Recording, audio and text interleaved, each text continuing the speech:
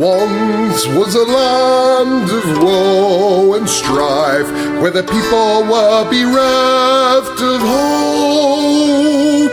They prayed to their gods of might and light to deliver the heroes of old. Instead they got heroes. Did you hear the quotes in my voice of moral ambiguity? They may help or may not help you at all. Depends on what's in it for them. They kick and they punch and they maul and they smash. They lie and they scheme and they burn and they slash. Succeed or fail, it adds to the tale. Dungeons and Debacle starts now. Hello and welcome to this episode of the Dungeons and Debacles podcast. I am your host and dungeon master, Kevin. Going around the table, Oliver. I'm not ready. And Blake. I'm Blake, and I play Juliet, the eldritch knight / wizard Dragonborn. And Hannah. I'm Hannah, and I play Talia, the human rogue. And John. Hey, I run Alunodas, Elven monk. And Shane. That's me. I'm Alexander, kinda bad at combat, and I'm poor at situational roles. Alright, so this is going to be a special bonus episode of the podcast. We like to do these from time to time when our players hit a new level. They are now level 5. So we're going to take some time and talk about their characters, the choices they've made as far as leveling them up, their classes, description, and some background on them. So let's start out with Blake. All right. So hi, I'm Blake, and I play Juliet, the eldritch knight / wizard Dragonborn. Obviously, Juliet's her name, inspired by Shakespeare. In fact, it's the first use of Juliet as a name since recorded history. I'm playing a Dragonborn, because I always love dragons, and all of that stuff fits in just fine. I love the 4th Ed Dragonborn. In terms of class, I'm playing an eldritch knight / wizard, and that's because I wanted to multi-class into something Juliet really likes, with books. She's lawful evil because she was town guard, but she's pretty brutal when it comes to that. In terms of features that she gets, most of it is actually just kind of spells. The Eldritch Knight gives spells, the Wizard class gives spells. Even though she has some fighter levels, they're not super duper effective. They're kind of a secondary feature, if you will. In terms of feats, I'm a 5th level character, but unfortunately I don't have 4th level in either of those classes, so I don't have a feat to put. Since the Island of Insight, we got a spell book which contained all cantrips and 1st level spells, so in terms of spells, tons of utility, tons of everything I could need, but I've separated the ones I get from my class from the ones that are in the book in case I ever lose the book. I always picture Juliet, with armor kind of deal, but without armor, I guess she'd be probably average looking, actually. You don't see that a lot with characters that are always got, huge muscles or huge breasts or whatever. I imagine Juliet is just kind of average because, well, that's the average, and it's okay to be like that. She's about 6'2", which is a little short for a Dragonborn, just to emphasize that cerebral character trait. She weighs 199 pounds, which is kind of similar to her height. She's lightweight for a Dragonborn. Personally, I don't like to get into the weights because there's that complex play between like a natural physique and the fantasy races, how their biology would work. Clothing, what she looks like and such. I wanted to add in Alunodas, who's played by Shane, and Juliet are the only 2 characters with clothes listed in their inventory. So I guess you guys are just wearing armor to your dinner get-togethers and stuff, but... The chafing's unreal. So, in terms of clothing, I imagine her wearing something of a mix of European colors with North African style, very loose clothes, the whole shawl thing. I really like both of those cultures.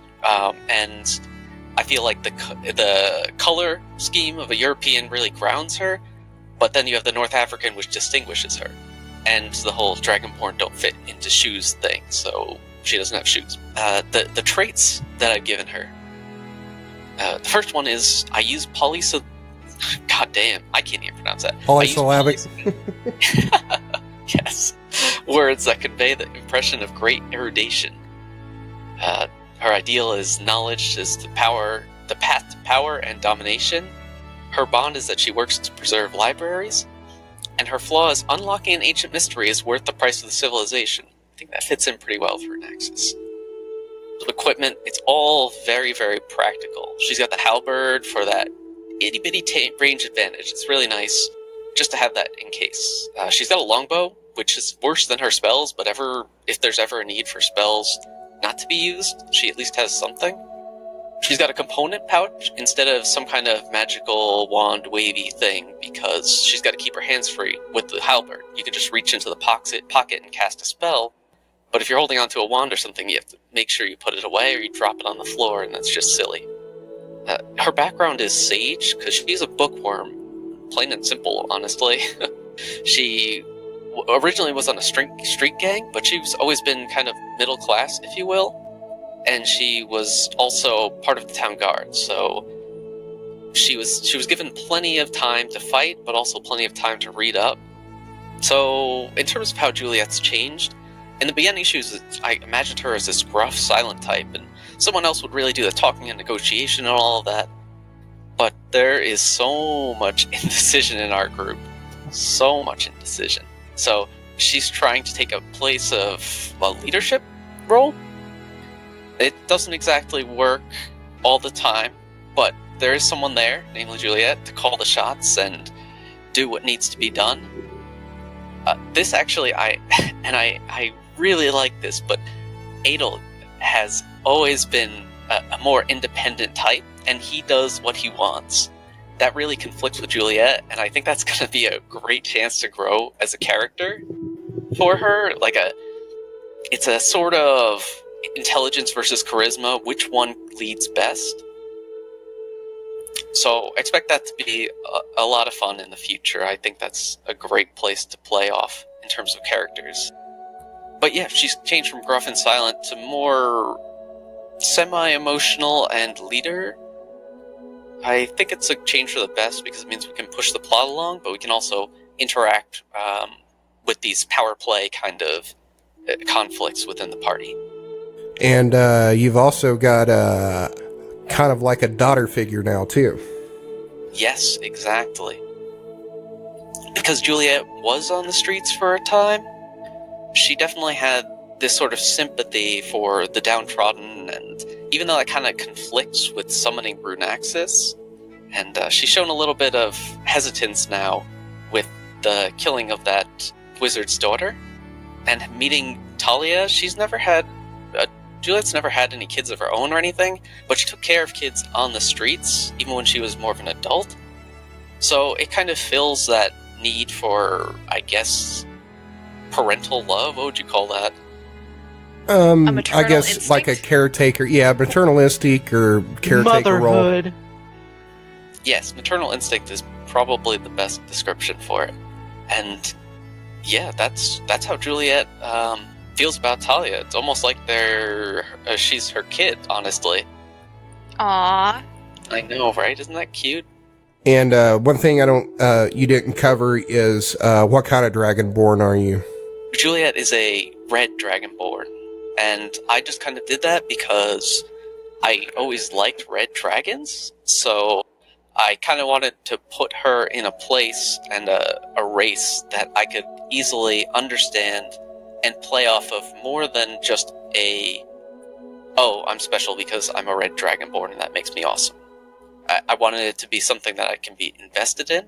As a red Dragonborn, it gives me options, but it also defines some of her personality traits. I know more dragons tend to be more chaotic evil or whatever for the red ones, but it does give her that ability to be fiery and emotional and angry without, if I had chosen a gold dragon, she'd be probably more on the side of good, and I don't really enjoy doing that when there's a lack of complexity in the group. What do you mean by lack of complexity? Explain that. Let's face it, some of the characters are, I don't want to say basic, because that's not the word I'm looking for, but maybe 1 or 2 dimensional. It's okay to be, obsessed with martial arts, for instance. But if that's all you do in the game, there's changes that I feel need to be made. Which I expect will happen because everybody's been role-playing more and more, which is great. I have to say, though, as a DM, it is super easy to motivate you with money. It's not like, oh, there's a town in danger and they need heroes to come in and save them from some sort of goblins coming out of a cave, and can you altruistically come in and save this village? No, none of that shit happens. Okay, alright, anything else you want to say about your character? Well, I'm not going to lie. I actually have 2 pages written about all of these classes and names and race and all this stuff, but beyond that, there's not anything I really want to address beyond that, yeah. Okay, what did you pick up at 5th level? At 5th level, I didn't mention this, you're right. I picked up another level of Wizard, which makes her Eldritch Knight 3 and Wizard level 2. I managed to pick up some level 2 spells, which were great. More crowd control type of stuff to supplement other people. I feel like we kind of lack a support class, so Juliet's kind of picking up the slack there. And she also took the abjuration specialty, because it fits in really nicely with the whole Eldritch Knight thing. Even though she does damage and whatnot with her halberd and her spells, I feel like abjuration's a more appropriate thing, because it's considered one of the purer types of magic, a study of magic itself instead of any of its practical uses and such. Oh, and there were a bunch of spells in those spell books that we pilfered from the tower. They had a ton of spells, and I have them all written down, but I think going through them would probably be excessive. Yeah, and they're high enough level that you're not going to be using them anytime soon. Exactly.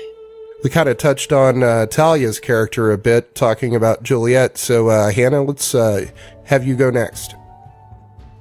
Okay, so Talia is, I think, 11, we decided.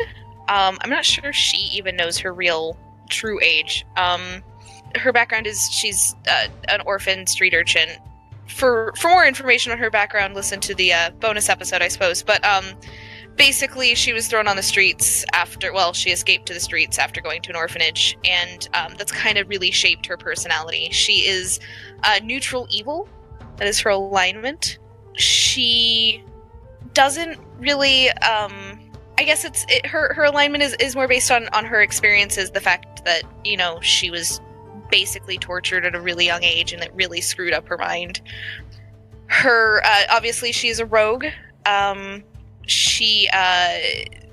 just learned it at level 4, or at level 5 as a rogue. She gets uncanny dodge, which is really cool. In terms of what her appearance is, she's like 4'4", so pretty small for her age. She's maybe all of 65 pounds. So she actually has gained weight. She's probably gained 5 or 6 pounds since the group found her, just because she's been eating properly, or at least more. Ice cream. All of the ice cream, yeah. And she's missing it desperately. I can tell you that honestly. But she's blonde hair, or dark blonde hair, gray blue eyes, tan-ish skin. And you're also human. I am human. I will eventually grow up to be full human at probably a height of like 5'3", 5'4", but that's like 10 years down or I guess 5 years down the road, but she doesn't really look forward that far. She normally wears her leather armor because she likes to be protected all the time, but she does actually, Juliet reminded me to add in the inventory. She was actually made a dress by a tailor, even though she really didn't want to wear a dress ever. So she has that for special occasions if she's required to wear it. She tends to, one of her weird traits is that she does, and I mentioned it a couple of times in a couple of different episodes, she tends to steal blankets whenever she's given the opportunity and try to keep them, because that was something that she didn't really have a lot of when she was on the streets. And so she likes to have, comforts that she wasn't really given in the early part of her life. One of her flaws is that she's suspicious of literally everyone. At this point, I think there's like 2 people that she trusts in the party, and everyone else is suspect. In terms of equipment and stuff, she has her daggers. She has 2 of them. She really likes them as a weapon because they are easy to hide and easy to sneak around. She also has a ring of firebolt that she's used a couple of charges on already. And how she's changed since the beginning, since she joined the party, she has gotten a lot more comfortable with the concept of sleeping in a bed, with the concept of being around people that maybe she can't trust, but she can, not completely, but trust enough to not kill her in her sleep, which is awesome. Other than that, that's basically Talia. She's an 11-year-old girl who really got screwed up by her childhood and is working through some stuff. Talk a little bit about your relationship with the people in the group. So she obviously really trusts Juliet. She sees her as kind of a mother figure, the mom that she, that replaced the one that she lost when she was 3, and then the other one that she lost when she was 3. She was taught to read and write by Juliet, which was awesome. Something that she never thought she'd be able to do. So, that's very much a mother-child relationship with the 2 of them. Alunodas, she kind of sees as a father, kind of sees as her muscle when she needs it. He's like the only other person that she trusts because he went on a heist with her, and that's a bonding experience that is really hard to replicate. Edel, he kind of disappeared right after, he went off to do his own thing right after, not right after she joined the party, but shortly after she joined the party, and so she doesn't really know him, obviously doesn't trust him because she's suspicious of everyone, and kind of wonders why he does some of the things he does. But obviously she doesn't know him very well, so she doesn't quite know yet why he is like that. And then Alexander, again, doesn't really know him super well, hasn't had a whole lot of experience. I think, was Alexander the one? No, Edel was the one that said that they should kill her. Another reason she doesn't trust him. And Alexander, she, again, just doesn't really know, hasn't really spent a whole lot of time around him, and doesn't have a reason to trust him yet. That's kind of the 2 biggest influences on her were Alunodas and Juliet. All right. Anything else you want to talk about? Nothing besides ice cream and her definite love of ice cream. No, I can't really think of anything else. She has a huge background story, but I don't feel like we need to go into that. Oh, she did pick up arcane. She's a rogue that picked up arcane trickster, so she does have some spells and stuff like that to help her with her tricksterishness. She actually, when she leveled up, switched out mage armor, since I was totally using that wrong and I didn't read it correctly, for fog cloud, which is pretty cool. And what other spells do you have? Mage hand, which as a rogue I can use to either put something in someone's pocket or take something out of well, not pocket, it says a thing that is on them, like a pouch or something that is on them or that they're carrying. I can put something in there or take something out, hopefully without them noticing, but without being, right there. And then also I can pick locks with my mage hand, because I am a rogue. That is something that I get to do. Minor illusion, obviously I can create a sound or an image, all that fun stuff, which is good for a distraction. Poison spray, which is useful against things that aren't immune to poison, I suppose. Yeah, I don't think you've used that successfully yet. Not a single time.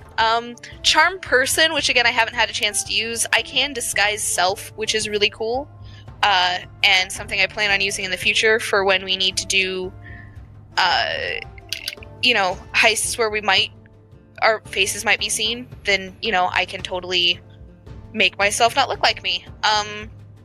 Illusory script, which again I haven't had a chance to use, I can write notes that only people I determine that I choose can read it, which is really cool. And something that, again, I plan on using in the future if we need to send notes to one another without someone being able to tell what they say. Yep, that's actually pretty handy.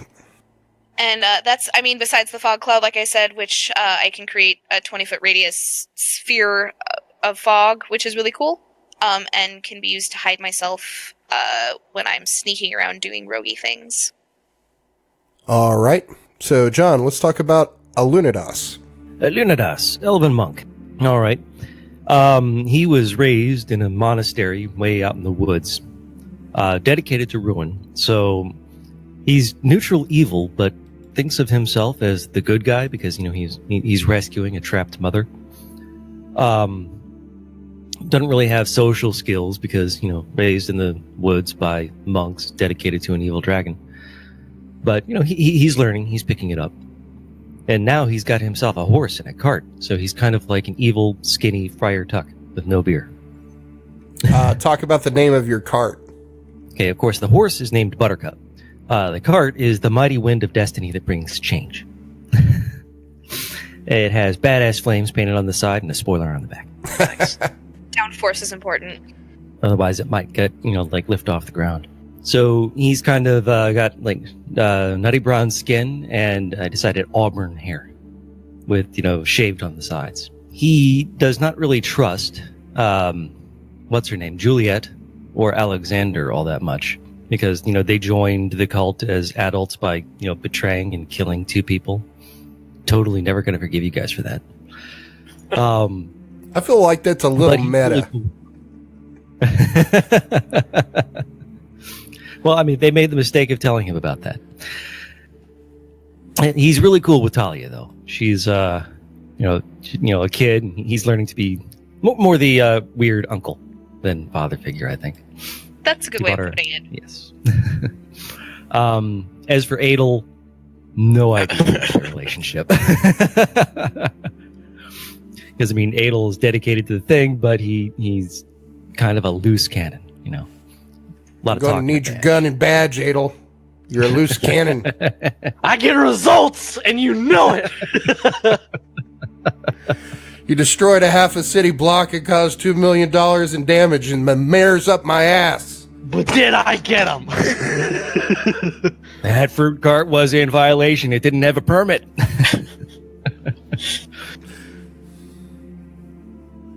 All right. And at level 5, he now gets 2 attacks per turn. So he is Mr. Punchy. Punch, punch, punch all over the place. Especially since his fists went up a level and now do D6 base damage. So he's going to be running in and just punching the hell out of people. So what's the maximum amount of attacks you can do around now? If he lands either of his main attacks, he can do Flurry of Blows for another 2, which gives him 4, which would make 4d6, each one plus 4 damage. So a max of 4d6 plus 16 would be 40 possible damage per round, if he was willing to spend a cheap point for that Flurry of Blows. Nice. He also gained, at level 5, Stunning Strike. Once per turn on a hit, you can spend a chi point to stun, con to save, until the end of his next turn. So that, plus the ability to use Flurry of Blows to push people around, knock them down, things like that. He has the ability to manipulate the battlefield. No feats for this guy, not yet. I've been looking those over. Haven't decided yet. As for clothing, he pretty much just wears his green robes embroidered in gold. Good job on the picture for that, by the way. Looks really good. Oh, thanks. His traits and flaws, he's quiet, reserved, you know, but he's kind of awkward. And, you know, he's willing to let, you know, evil people in his cult murder a child without getting too upset about it, which is the sort of thing that can potentially cause conflict with Juliet who did get upset about that. What a buzzkill. You call yourself evil. You call yourself evil. I was born into it. You merely adopted it. You were molded by it. Fucking suburbanite, doing evil for cool. Doing evil on the weekends with the other soccer moms. Next thing you know, she's going to be trying to get Talia into, a knitting group or something. No, it'll be the evil brownies. At 11, she'd be a junior. Just saying. Sorry. Go on. She'll be a Cobra Scout. Well played. Yes. Cobra Kai. All right. Let's see. His flaws, he's, kind of arrogant. Is, punchy, quiet guy. Quick to anger. That hasn't really showed up so much. I might have to take that off unless I actually start playing it. But ignorant and distrustful of cities. He doesn't really think anyone in cities is worth much. And, learning anything about Talia's backstory would probably back that up for him. And meeting Juliet certainly has. Perfect. See, this is one thing that I think it's good to talk, like, we haven't really fleshed this out in any episode, and really this is the first that we've talked about it, is what kind of relationships any of these characters have, or feelings or thoughts they have about anybody else, which I think would probably be good for roleplay. As for equipment, he has a quarterstaff, but now that his fists are equal to his quarterstaff, he probably won't use it quite so much, unless maybe I want to throw in some flavor. And I think that covers it. He has magic equipment. I forgot about that. Let's see. He has a ring of breathing, which has only showed up once or twice for flavor. He has his magic robes, which give him +1 to AC, +1 to initiative, +1 to dexterity. He has a magic brooch, which improves his wisdom and charisma. He has a lot of money. He has no idea what to do anything with, except buying a cart and a puppy for Talia. And that does it for his equipment. Oh, by the way, like, what's your first and last name and what does it mean? I don't know if we've talked about that. Alunodas Garrasderuin. It's Portuguese. Once you put the spaces in the appropriate places, means student of the claws of ruin. Dang. But, just Alunodas is good enough. So, Shane, tell me about Alexander. Alexander is a... Give me a second, I just need to I lost myself into my screen. Losing where I'm at. What's going on? Yeah, he's a human bard. He is a multi-class into wizard for the last 2 levels, including the one that we just went through. His alignment is neutral evil. He's not necessarily seeking out to do evil things, but given a choice, he will more likely than not choose the evil option. It just depends on which one's more beneficial to him. He is about 6'1" or so, 200 pounds, world championship title wielder. Not necessarily like the best looking guy. A couple of scars from altercations growing up and stuff like that. Blonde hair, green eyes, more of a leanerish beard build. So my setup as a bard, I got 3 levels into bard, which gave me jack of all trades, which is a big stat boost for the most part. And then by going to the wizard college or whatever it is, the magic school, I progressed as a wizard and picked up a level 1 and 2 in there. Say again? I said the Isle of Insight. Yeah, I'm always terrible with names. So in my wizard specifications, I have picked up some of the cantrips and stuff like that, which naturally come with it. By picking up level 2, I was able to pick my arcane tradition, which helps me specialize in a certain type of magic. And as I progress through the levels, it'll give me bonus spells or abilities. And I chose to go into the School of Illusion to help to facilitate my manipulation of people and people's understandings of what's going on. And by doing this, I got a free cantrip, Minor Illusion, which I get bonus effects on due to being in the School of Illusion. And I can copy illusion spells faster.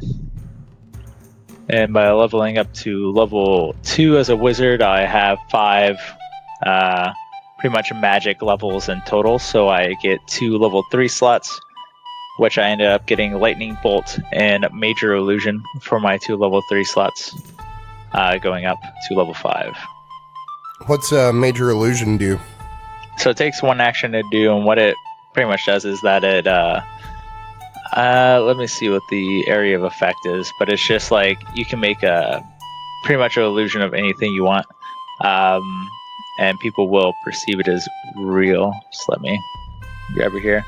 So I create an object, creature, or some sort of visible phenomenon that's no longer than a 20-foot cube.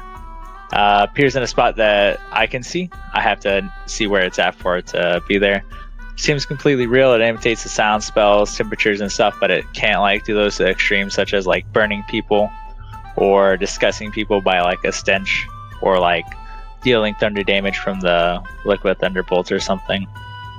And as long as I'm within the range of the illusion, I can also use my actions to cause the image to move further or manipulate it. Very cool. That should be useful. Yep. So tell me a little bit about who Alexander is. So Alexander grew up pretty impoverished. His parents were gambling addicts. Whenever he was about, I'd say, 7 or 8, his parents fell through on paying back some of the loan sharks that were going after him, which caused the debt collectors to go after them. And during this time period, he got separated from his parents. His parents ran away. And he was forced to run his way as well, since they were coming after him as well, as a sort of a quote-unquote payment. And so while traveling and running away, he picked up a couple sleight of hand tricks, learned how to talk to people, picked up a instrument or 2 to try and get some food while traveling and make ends meet. Then after that, he learned some more instruments, started to get more proficient in talking to people, figuring out things, learning how to travel. And that's when he met up with his original party, where we started. Talk a little bit about your decision to go to the dark side, as it were. It just made sense into the progression, because one of his biggest traits is just like his will to survive. Like, it doesn't really necessarily matter what he does. He's not gonna be the one on the bottom of a situation. Like, whenever he had the altercation with the rest of the party the first time, it wasn't because he had like necessarily a moral belief of going with what he was doing. It was just that was the most beneficial for him.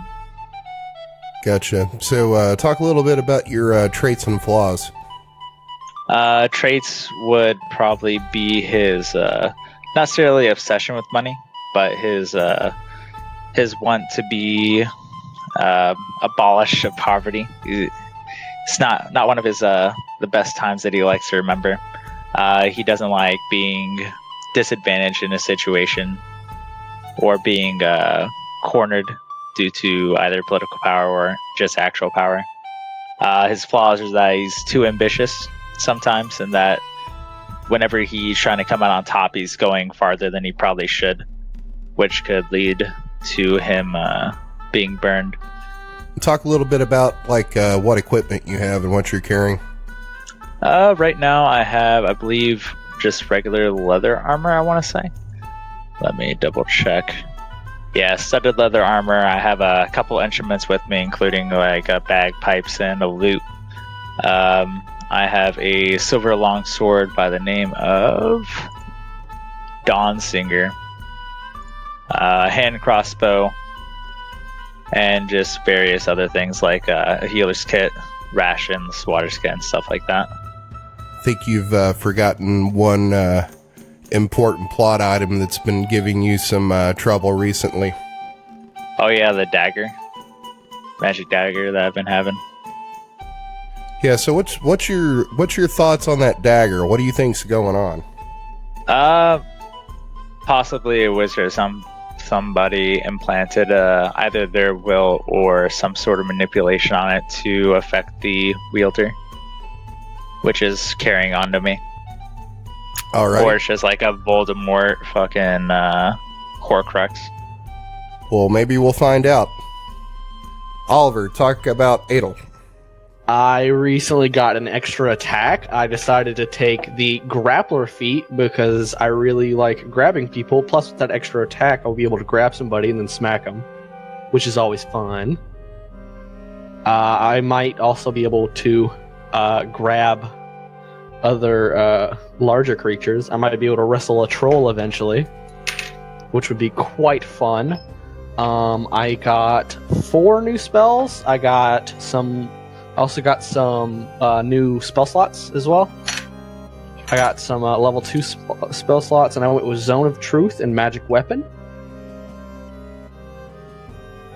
Let's see, what else did I do? As far as just base upgrades, that's pretty much it. And as far as where I want to take the character, I was thinking having him open up a little bit, or him finding more fears for him, because I just find that hilarious. I love it when characters have like really bizarre flaws. Oh yeah, he'll fight a giant troll and dragon, but you show him a house fire, he'll be bawling. He will be head over heels running away. I always just found that kind of thing interesting, because I feel like adventurers would be kind of crazy and they'd have a lot of weird superstitions. Yeah, we're gonna go into this other guy's house. We're gonna murder him and all his friends, and then take his stuff. That sounds familiar. Yeah, it's pretty much what Vikings and colonists did. I meant it in terms of the game, but... Yes, like right now. I believe when we last left off, we beat the shit out of a wizard and his family, and then I set up a chokehold, I believe, which was pretty fun. So talk about your race and class and alignment. Okay, so Edel Belmont is a half-dwarf. He is the bastard of his family, and they all hate him for it. He's not really accepted in the dwarven community or the human communities that he's been to, which has been a lot of fun for him. And has made him cynical and mean. As far as his alignment, he is lawful evil. He has his own rules, and they're usually quite selfish. He is 5'11" and 240 pounds. He has a very good sword and a brand new helmet that has I believe, a chainmail face cover. Yep. Let's see, what else? I would like to... Did I already talk about where I want to take the character? You said you wanted him to be more... Superstitious. Superstitious? I would say more like paranoid. As far as appearance, he's in very large armor. What was it? Split mail? Yeah, splint mail. That's what it was. He occasionally brandishes a shield when necessary. And I have a whip, but I kind of gave up on that, to be perfectly honest. Talk a little bit about being a paladin, what you can do, and what fighting style you chose. I went with defensive at like 3rd level, because I just like the extra AC is really nice, especially when you get like higher up in armor. So like, let's say eventually I'll probably get some plate mail. I'll have a 19 armor just by standing, and then I'll have a 21 with a shield. And actually, that'll be 22 with Shield of Faith, right? I believe so. Well, wait, 22. No, it'd be like 23. Oh yeah, because it gives you a +2. Correct. 23 is not too shabby. It is not too shabby at all. It's nothing to shake a stick at either. I went with Zone of Truth because I think that'll be really fun. I'll never tell you. Boo. All right, what you want to know?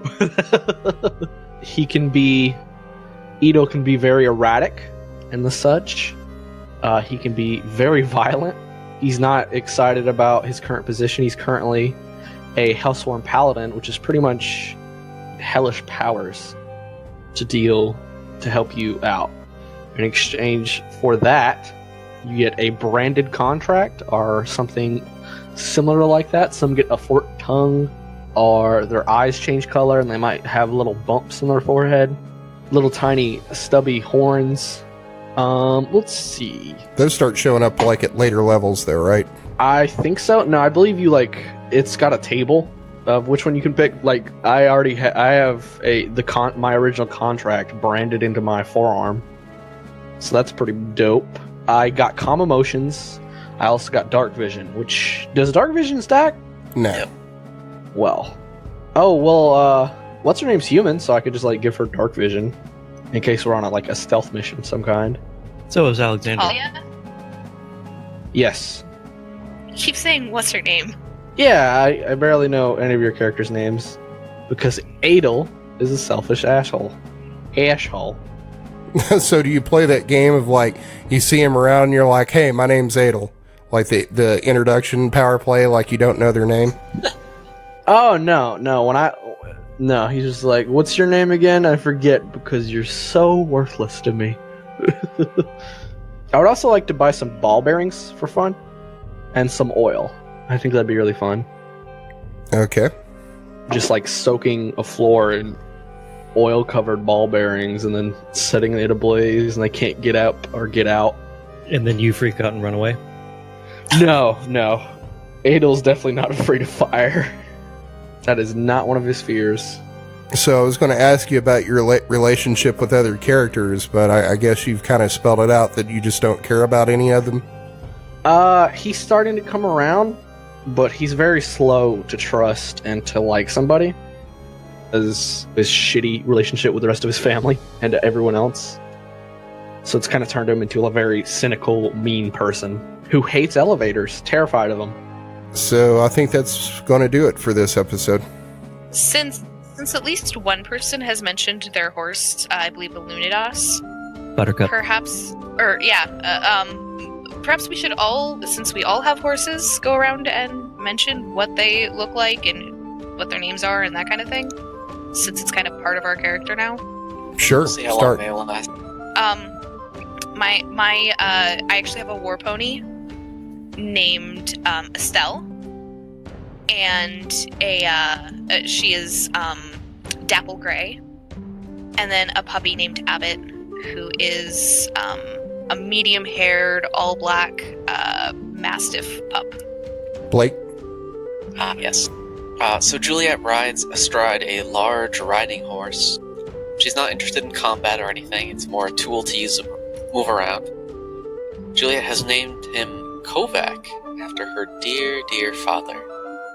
Not a bad guy, just wanted to remind herself of home. Beyond that, I have no idea what kind of patterns horses have in terms of color, or anything else about horses, for that matter. Make it a I went chest to a match horse your camp red. once. Did they train you to be a horse? No, that'd be way better actually. Did you eat horses like you do at a fish camp? I'd be down for that. Stuff and everything. And But Edel, what's your horse? I believe I named it Charcoal or something crazy like that. Chimney, I thought it was. I thought it was. I can't remember. Charcoal was the color of the horse. Well, I'm probably gonna ride it to death, or leave it somewhere. I mean, yeah, that's how you're all going to lose your horses. Is you're going to do something and you're going to be transported somewhere, or you're going to do. Yeah, we're something. gonna go across the world and be like, hope our horses aren't dead. And it's been 3 months and they're still tied to a tree somewhere outside of a cave or a fortress. Yeah, they're eating each other. All the grass around them has just been torn up by the roots. There's just this massive 8-foot radius of dead grass, and they're starving to death. You're enjoying this way too much. Thanks for listening to another episode of the Dungeons and Debacles podcast. If I could ask a halfling-sized favor, give us a 5-star rating and review on iTunes. It's the best way to support us. New episodes come out every Monday, so make sure to check your podcast app. Do you have an idea to make the podcast better? Tell us about it on Twitter or Facebook. You can also check out our website to see all the maps, lore, and characters at dungeonsanddebacklespodcast.com. And now a word from our fantasy sponsor. Fantasy accountant, you hack and slash, we do the math with fantasy accountant. Adventuring is hard work. As you're entering the lair of a dragon, you can't afford to be spending a second thought about whether your taxes are paid up on your keep or if your monthly payment on your horse has been taken care of. I'm Terrell Silversmith of Silversmith, Silversmith & Stonegut, certified fantasy accountants, and we can take the grudgery of paying your taxes and bills off your mind. For a modest fee, we can make sure your mundane financial responsibilities are taken care of, so you can concentrate on what really matters: saving villages and slaying monsters. We also take care of wills and estates if one of your party members should happen to fall. We can also handle insurance claims for accidental death and dismemberment. Give yourself peace of mind knowing that trained professionals have your back. Silversmith, Silversmith & Stonegut can handle all your financial needs. Fantasy accountant, you hack and slash, we do the math with fantasy accountant. And Oliver, did you level your character up? No, I was busy prepping for tomorrow. Okay, that's kind of what this episode is. Okay. I don't really. I'm probably just grabbing. So you're going to have another recording session with Oliver tonight, another one with Shane tomorrow? What? I guess since somebody didn't come with their homework done. Sorry, I was learning fucking Hebrew. Ouch. And Shouldn't you have leveled up done in that Hebrew, but he didn't before level you up were his paladin. 13? Yeah, probably, but that shit's expensive, and we're poor, so... I am recording. Plus, if I do it when I'm 21, I'll get fucking shit-faced! So, let's start out with Blake. All right. So, what do you want me to talk about? Put this in the bloopers. I have everything ready, but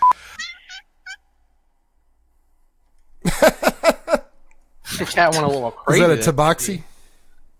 I'm sorry. My cat Octavia just jumped up and she likes to squeak at me. I apologize. So much for that cat bed.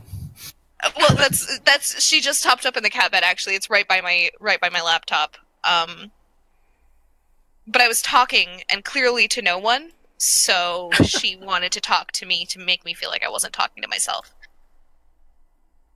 I guess I don't know.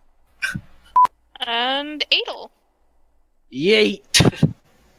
What you need? Oh no, just pointing out that that's something exactly what Edel would say. Yeah, Yadel. That explains why he's evil. He got made fun of for his name. He got called Gadel for 50 years. Gadel. I made a little Gadel. I made it out of clay. And when it's dry and ready, oh Gadel, I shall play. my goodness, this is going off the rails fast. This is like our normal episode.